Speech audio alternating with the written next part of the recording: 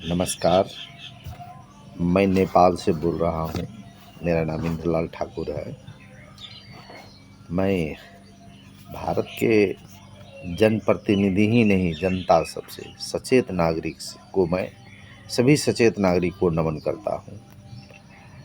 अभी भारत में जितने भी विद्वान, नैतिकवान, धर्मज्ञ है, उस सभी जो जायज़ बोलते हैं, जायज़ को जायज़ कहते हैं। अपना ही घर का बालक अगर कोई गलत करे तो कह देते हैं ये नहीं, मेरा ही परिवार से गलती है।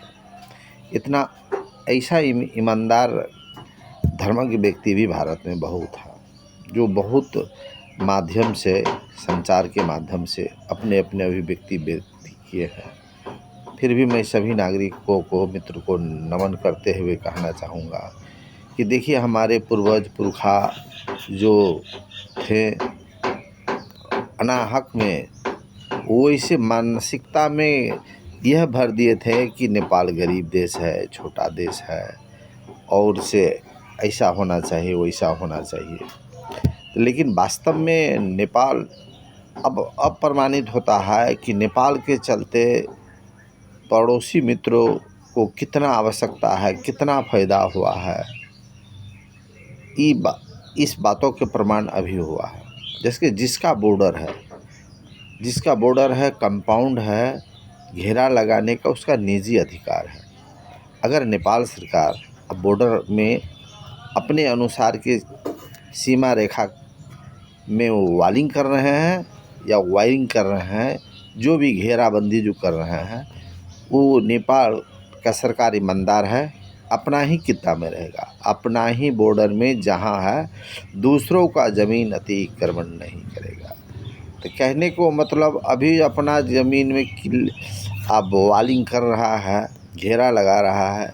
लेकिन अभी प्रधानमंत्री मोदी जी कितना नाखुश है, बहुत जगह बोल देते हैं, अपने गोप्य मीटिंग में बोल देते हैं कि हम उसी का था तो, लेकिन वो तो हमारा हो गया। ऐसा बात कहते हैं। कितना आप लोग कह दिए हैं कि नहीं, वो बॉर्डर जो लिम्पियाधोरा था वो नेपाल का था। काला पानी, लिपुलेख नेपाल का था। 1962 में नेपाल मदद किया था। हम लोग चीन से हार गए थे, वहाँ से लौटे, रसद पानी और सैनिक आश्रय का कोई जगह नहीं था वो हिमालय पर्वत में। धन्य नेपाल जो रहने के लिए दिया। अब रहने के लिए दिए तो 3 जिला अब कहते हैं कि मेरा ही है। इसीलिए राजा के समय से, विगत का 35 वर्ष का शासनकाल के समय से ये लोग हम लोगों को कह दिए कि ये हम लोग नहीं ले सकते, ऐसा हुआ था। तो इसीलिए हम आप लोगों को कह रहे हैं कि जैसे हम लोग स्वावलंबी होना चाहते हैं। अभी हमारा तरकारी, हम नेपाल के भीतर में जितना प्रोडक्शन होता है सभी बिक्री हो जाता है। अब अपना देश का मुद्रा अपना देश में रोक के रखना, ये राष्ट्रवाद है।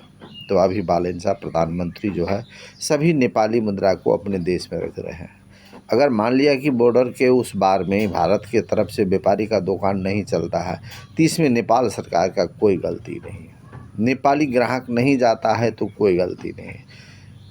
तो इसीलिए कमती में बॉर्डर सील पैक हो जाने से क्या होता है, कमती में वहाँ उधर से जितने भी 2 नंबर के स्मगलर और चोर डकैत नेपाल नहीं आता, यहाँ चोरी नहीं होता है।